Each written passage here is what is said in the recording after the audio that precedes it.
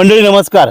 सध्या उन्हाने फार मोठी तीव्रता मंडळी गाठली आहे, पण अशाही लाहीलाही करणाऱ्या उन्हामध्ये आमचा शेतकरी राजा आपल्या रानामध्ये घाम घालतोय. उन्हाने 50 जरी गाठली, 50च्या पुढे जरी ऊन गेलं तरी आमचा शेतकरी राजा उन्हापुढे गुडघे टेकणारा नाही. कारण आमचा शेतकरी राजा कष्ट करणारा आहे, जिद्दी आहे आणि घाम घालणारा शेतकरी राजा आहे. माझ्यासोबत असाच एक प्रामाणिक शेतकरी आहे आणि त्या प्रामाणिक शेतकऱ्याला सहकार्य करण्याचं काम, मार्गदर्शन करण्याचं काम डॉक्टर डोंगरे यांनी केलं आहे. डाळिंब शेती ही खर्चिक शेती व्हायला लागली. डाळिंब शेतीवर रोगराईचा मारा भरपूर होतोय, त्यामुळे डाळिंबच्या बागा काढून टाकण्याचं काम शेतकरी राजा करतोय. पण मोहोळ तालुक्यामधील आडेगावमधील काही असे शेतकरी आहे की ते शेतकरी आज आपल्या डाळिंब बागेला जीवापाड जपताय आणि जीवापाड जपून असं लाल रुपी सोनं मंडळी त्या ठिकाणी हे शेतकरी कमवत आहे. डोंगरे कंपनी सगळी माझ्यासोबत त्या ठिकाणी आहे. डॉक्टर डोंगरे यांनी होमिओपॅथी ट्रीटमेंट, जी ट्रीटमेंट मानवाच्या शरीरावर काम करते, तीच ट्रीटमेंट आता डाळिंब शेतीमध्ये आली आहे, द्राक्ष शेतीमध्ये आली आहे, सीताफळ, ऊस सगळ्या पिकामध्ये होमिओपॅथी ट्रीटमेंट आली आहे.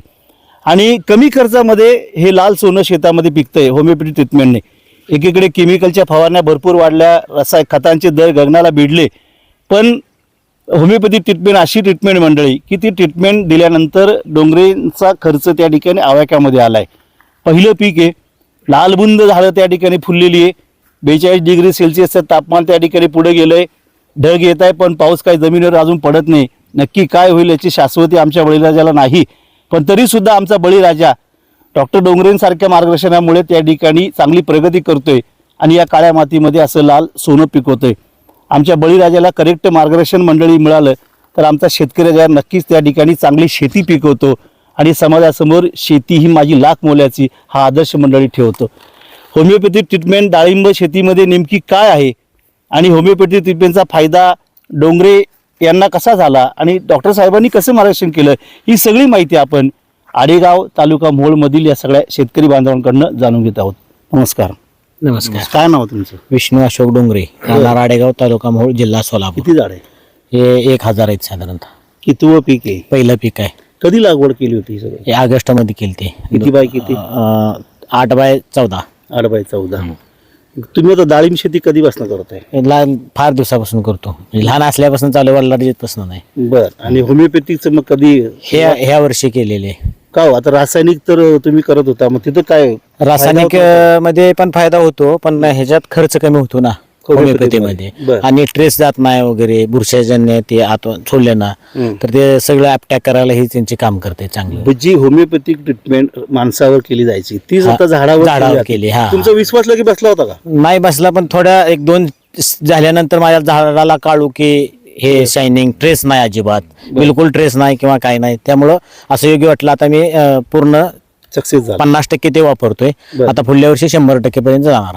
टप्प्याटप्प्याने. पहिलं वर्ष असलं डेअरिंग रासायनिक आणि होमिओपॅथिक असं कॉम्बिनेशन बरोबर. बर. तुम्ही मग आता तुमच्या गावात आजूबाजूला इतर केमिकलच्या बागा असतील, त्या बागेमध्ये आणि ह्या बागेमध्ये काय फरक झाला? बराच फरक आहे. आपल्या त्या झाडाची शायनिंग, फिनिशिंग, मालाची चकाकी, शायनिंग हे बाकीच्या फळावर नाही. म्हणजे ज्यांनी वापरलं नाही त्यांनी. म्हणजे रसायनच्या बागेमध्ये? हा, रसायनच्या बागेत. तुमच्या बागेमध्ये सगळं. कसं तुम्ही इकडे होमिओपॅथीकडे आला? हे आमचे डॉक्टरमुळे संपर्कात झाले. लुलकर भाऊमुळे त्यांनी अशी गाठ पडल्यानंतर आमचा विषय झाला. लुलकर भाऊ म्हणले असा डॉक्टरकडे जाऊन ते औषध मग ते म्हणलं मग ते आम्ही वापरायला चालू केलं. त्यावर त्यांनी सांगितल्यामुळे विश्वास ठेवला. मळ्यातली सगळी शेतकरी आली बघायला, सगळा माल सफरचंद सारखा कलर त्याला आलाय. काय या शेतकरी बांधवांचं काय म्हणणं आहे? काय म्हणतात ते? काय सोडलंय काय नाही तसे म्हणतेच आहे, पण कशामुळं काय तर मी सांगितलं डॉक्टरच्या होमिओपॅथीमुळं फरक आहे चांगला. सुरुवातीला विश्वास बसला नव्हता? नाही, बसलाच नव्हता ना. आज प्रत्यक्ष सगळं बघतोय. लाखो रुपये आता होतील याचे. होते. कसं वाटतंय आता मला? नाही, चांगलं वाटतंय आता सध्या. ऊन बी तापायला लागले.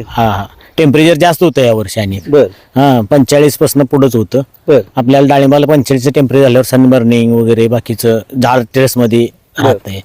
ते सोडल्यापासून आपल्याला त्याचा रिझल्ट चांगला आलेला आहे आणि पूर्ण झाडं सगळी हे झालेली ती असे, म्हणजे स्ट्रेस कुठल्या झाडावर एका पण येत नाही. किती उत्पन्न दिले एक झाड? उत्पन्न आता सरासरी 17-18 किलोचं सरासरी रेंज येईल. किती पहिल्या वर्षीच आहे ना वर्षी. तर साधारणतः 1000 झाड आहे ते, म्हणजे थोडी कमी येते 10-15, पण साधारणतः 17-18 टन निघायची अपेक्षा. किती दर मिळेल?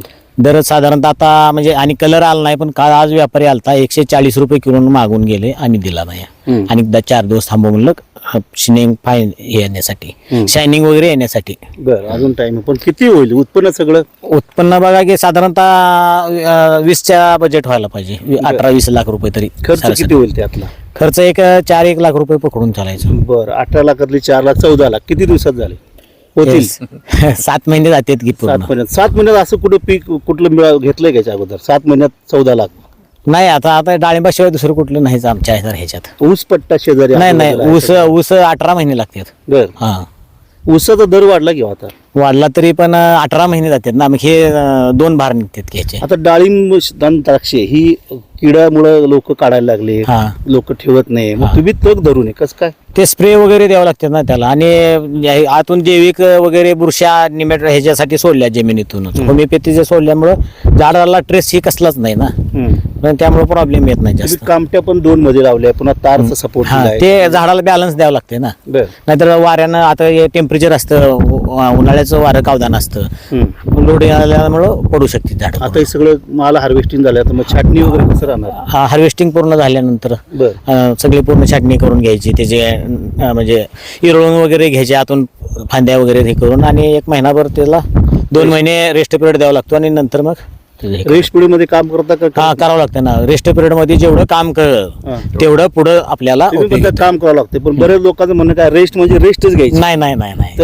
हे उलट आहे. जेव्हापर्यंत आपण रेस्ट पिरियड मध्ये जेवढा खर्च करायचा आहे त्याच्यापेक्षा भाराला कमी करा. त्याच्या वेळेस ती खत काय जे तुम्ही लिक्विड देणार असाल, काही सवय झडती द्यावं लागते. रेस्ट पिरियड मध्ये भरपूर खाऊ घालावं लागते, त्यावेळेस त्याची एनर्जी वाढते.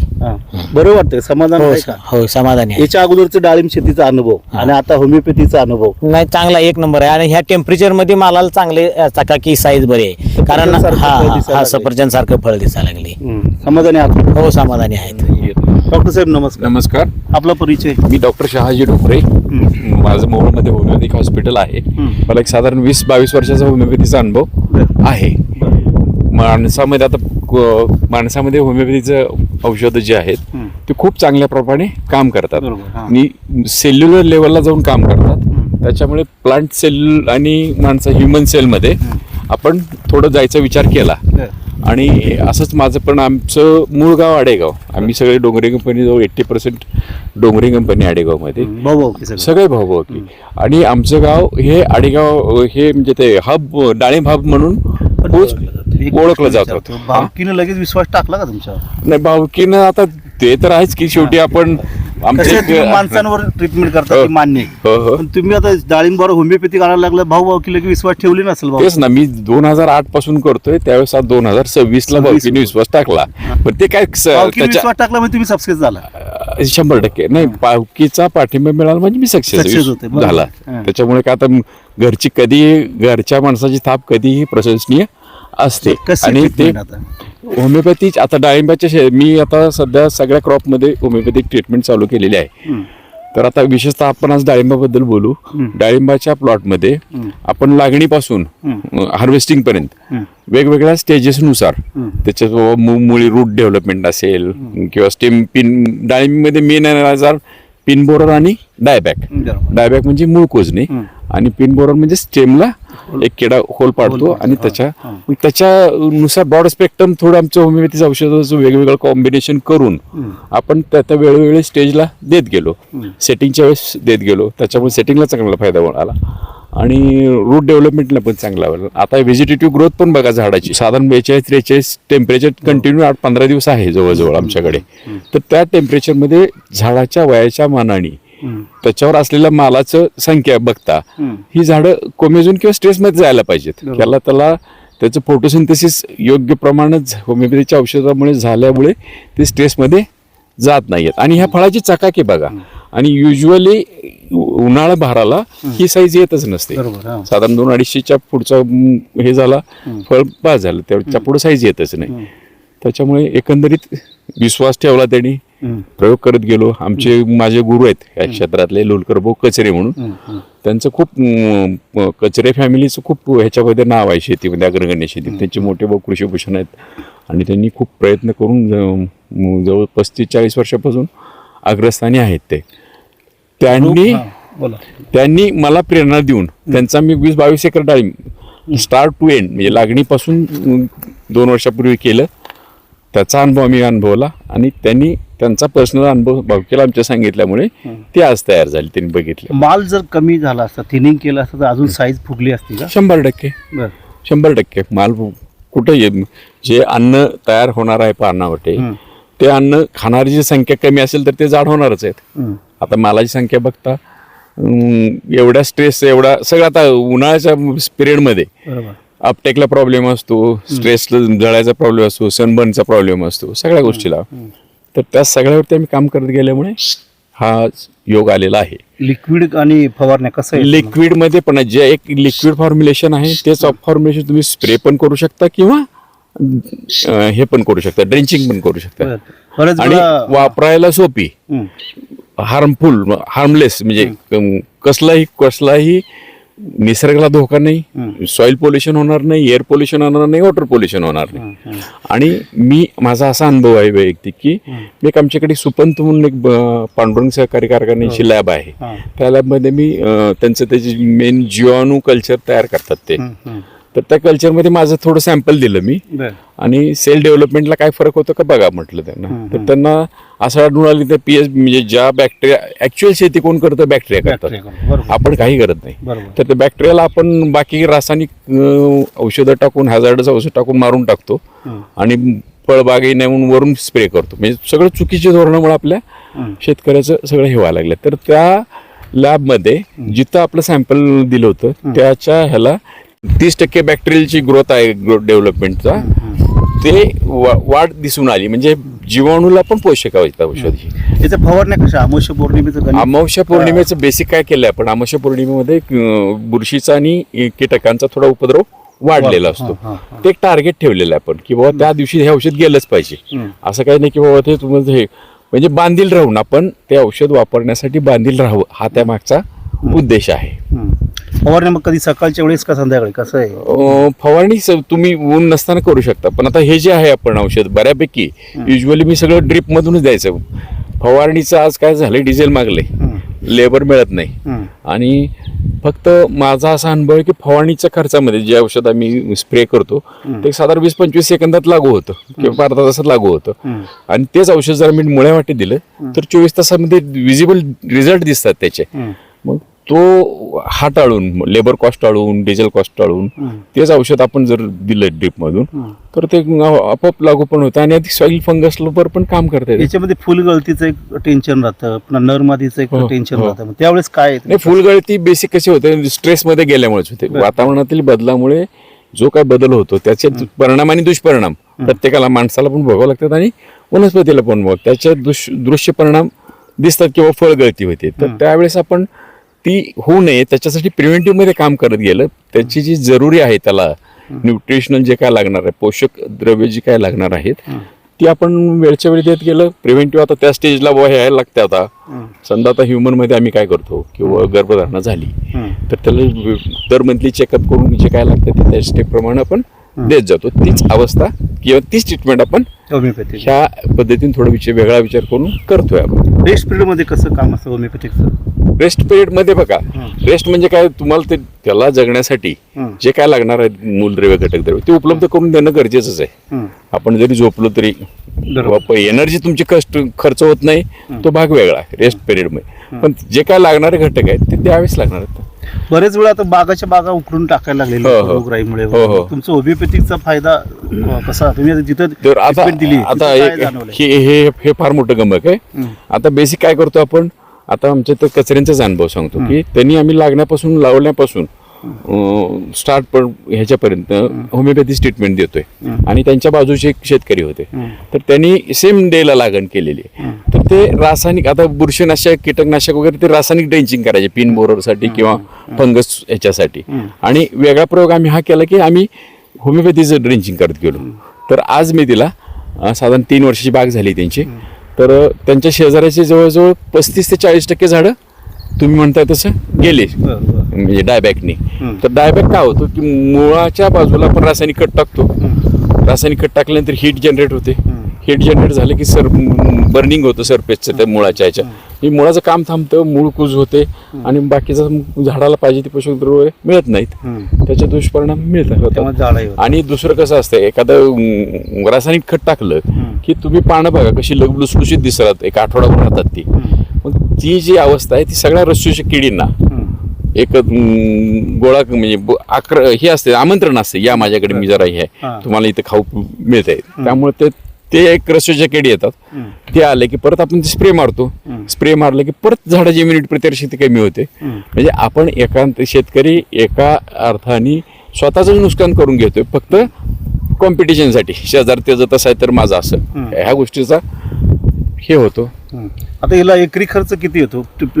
आता मी माझा हिवाळी हेमोपॅथिक करायची म्हटली तर यांनी तर रासायनिक मी माझा घरचा ऊस स्वतःचा साधारण 85 टन ॲव्हरेज काढलं.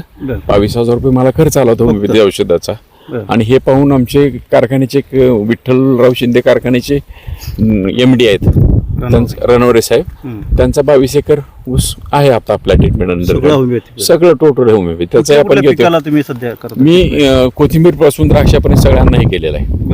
मी आता मानेगावला माझे शेतकरी आहेत, एक 2 शेतकरी आहेत, हे तसे 15 ते 20 शेतकरी आहेत.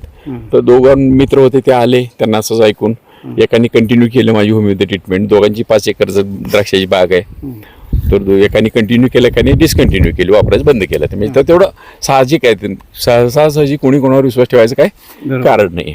प्रत्यक्ष हा सूर्य हा जर दाखवल्यानंतर आपल्याला हे करता येईल. किती साईज किती होती जास्तीत जास्त फळाची होमिओपॅथिक फळाची? नुसतं होमिओपॅथी म्हणून नाही, त्याला वातावरण आहे, सगळ्या गोष्टी आहेत.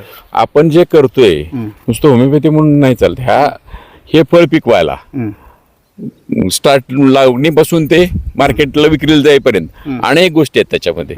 फक्त आपण ह्या गोष्टीचा बॅलन्स करत जायचंय, आपण बॅलन्स करत जायचंय. ते लागवडीचं अंतर तुम्हाला कुठलं सुटेबल वाटतं? 14-6. आता ते पण डिपेंड राहते शेतकऱ्याच्या जमिनीवर, त्याच्यामुळं. पण चांगलं आता बेटर अंतर कुठलं काय? 14-7. ट्रॅक्टर वगैरे फिरतो का त्यामध्ये? बरं, म्हणजे काय गडी जास्त नाही, रान कसं आहे त्याच्यावर असतं ना. क्षेत्र कसं आहे, काळ्या ब्लॅक मध्ये असेल तर जरा झाडं मोठे होतात ना, आणि खडकाळ जमीन असेल तर 1 फूट कमी करू शकता तुम्ही. होमिओपॅथी मध्ये पाण्याचं नियोजन कसं राहतं? आता डाळिंबाला तर खूप पाण्याचे नियोजन काटकसर वेळच्या वेळी पाहिजे असते. होमिओपॅथीमध्ये एक असं औषध आहे ओलाव म्हणून की ते बॅलन्स करतं. आता माझं तसं हे सांगतो अनुभव की मी गणपती जाकोल म्हणून गाव आहे, तिथे पांडुरंग गाडगे म्हणून शेतकरी होते आणि डॉक्टर मदन कांबळे म्हणून माझा मित्र आहे. त्या दोघांनी ऊस लावला होता, ते गाडगे करायचे शेती. तर त्यावेळेस आमच्याकडे पाणी कमी पडायला म्हणून आम्ही औषध तयार करून दिलं, जे की मी होमिओपॅथीकडे वळण्याचा खरा मेन कारण. मग त्यावेळेस ते गाडगेचा विश्वास नव्हता. हा डॉक्टर माझा मित्र असल्यामुळे त्यांनी अंधविश्वास ठेवून सोडलं त्याच्या 2 एकरला. आणि योगा बघा, 2-2 एकर रान मधून रस्ता, त्या रस्त्याला दिलं, म्हणजे ज्याकडे दिलं पाणी कमी पडत होतं म्हणून दिलं आम्ही. 8-10 दिवसांनी औषध असा पाऊस पडला की 2-2.5 महिने त्या रानातून पाणी चाललं नाही. आणि त्या औषधाचा असा फरक जाणवला की तो माझा जे प्लॉट औषध दिलेलं होतं त्याची पाणी सगळी हिरवीगार होती, म्हणजे शेंडा पण वाढलेला नव्हता, त्याची चाल व्यवस्थित चालू होती. आणि जो गाडगे म्हणून शेतकरी होता त्याचं सगळं थांबलेलं होतं, त्याची टोटल स्टॉप झाली, ती ग्रोथ स्टॉप झाली होती. माणसांची सेवा करत करत आता काळ्याची सेवेकडे तुम्ही वळला. नाही, कसं काय आता? नाही, हे माझा प्रामाणिक हेतू हा आहे की रोग होऊ नये म्हणून मला काय जेवढं ज्ञान आहे देता येईल. आता बऱ्यापैकी होमिओपॅथी डॉक्टर आहेत, सगळ्यांपैकी मला ही आयडिया सुचणं किंवा बुद्धी देणं हे वरचा कुठं आदेश आहे, तो आदेश प्रामाणिकपणे पार पाडायचं काम मी करतोय. तुम्ही आता काय नाव तुमचं मामा? विक्रम डोंगरे यांचे मोठे बागायतदार आहेत. कसं आहे तुम्ही आता बघितलं होमिओपॅथिकचं? होमिओपॅथिकचे रिझल्ट चांगलेच आहेत तसे. जैविकचे रिझल्ट अगदी होमिओपॅथिक एकदम छान रिझल्ट आहेत. तुम्ही बघताय समोर हे सगळं बऱ्यापैकी 50% वापरले. 50%च रिझल्ट म्हणजे खूप झाले, आणि 100% केलं तर मग याच्यापेक्षा जास्त रिझल्ट मिळतील अजून. तुमचं काय नाव? विनोद डोंगरे. तुमची किती बाग आहे? 1000 झाड आहेत. 1000. तुम्ही वापरले का होमिओपॅथी? हो. काय तुमचा अनुभव? 1 नंबर आहे. झाडं व्यवस्थित आहेत, खडकाळ जमीन असली तरी बी, पाण्याचं कमी जरी असलं तरी बी चालते व्यवस्थित सगळं. त्यामुळे बरी आहे का? हो, 1 नंबर आहे. शेतकऱ्यांना काय सांगा, जे शेतकरी आता रासायनिक शेतीकडे भरमसाठ खर्च करताय वगैरे, अशांना काय तुम्ही सांगाल? वापरायला पाहिजे शेतकऱ्यांनी. बर. हा, विश्वास लगे बसला होता तुमचा? विश्वास बसत नव्हता पहिल्यांदा, हां वापरल्यानंतर विश्वास बसला. हां मग तुम्हाला पटलं. होय, उत्पन्न निघेल का चांगलं? उत्पन्न भरपूर निघेल. आता समजा नवीन एखादा शेतकरी ट्रीटमेंट तुमची घ्यायची म्हटलं तर कसं त्याने सुरुवात कशी करावं लागेल त्याला?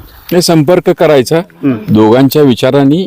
आपण तर आता कसं आहे, प्रत्येक शेतकऱ्याचा स्वभाव सारखा नाही, त्याची जमीन सारखी नाही, त्याच्या पाठबळ सारखं नाही, सगळ्या गोष्टींचा त्यात तुम्ही लागवडीपासून म्हणता कसं रोप चॉईस कशी करायची काय तिथनं? नाही, तो भाग त्यांचा राहील. ते त्याच्याबद्दल आपण त्याच्या वाढीसाठी जे लागणाऱ्या गोष्टी आहेत आणि त्याचं म्हणजे झाडाची मुळी, खोड, पान, फूल, फळ ह्याची निगराणी करायचं, त्याला व्यवस्थित वाढवायचं जबाबदारी माझी. बाकी चॉईस त्यांचा आहे. बाकी सगळं कुठलं लावायचं, साईज किती घ्यायची, ते जे रासायनिक खतांचा भडीमार करून किंवा स्प्रेचं हे जे चालू आहे सध्या, ज्याचे की टॉक्सिक इफेक्ट आहेत सगळ्यासाठी. ट्रीटमेंट दिलेली एखादी बाग आता हार्वेस्टिंग झाली असेल, बाजारामध्ये फळ आलं असेल की त्याचं हो, काय रिझल्ट व्यापाऱ्यांकडनं वगैरे? नाही, अजून तसं कसं जाणीवपूर्वक त्याच्यात आम्ही रेसिड्यू फ्री किंवा असं काही त्याचं मार्केटिंग केलेलं नाहीये आणि तेवढी जागृती आणखीन लोकांमध्ये आलेली नाहीये. चालू आहे सुरुवात. फक्त आपल्याला ह्याचा फायदा काय होईल की शेतकऱ्यांची प्रोडक्शन कॉस्ट जी आहे ती कमी होऊन जाईल.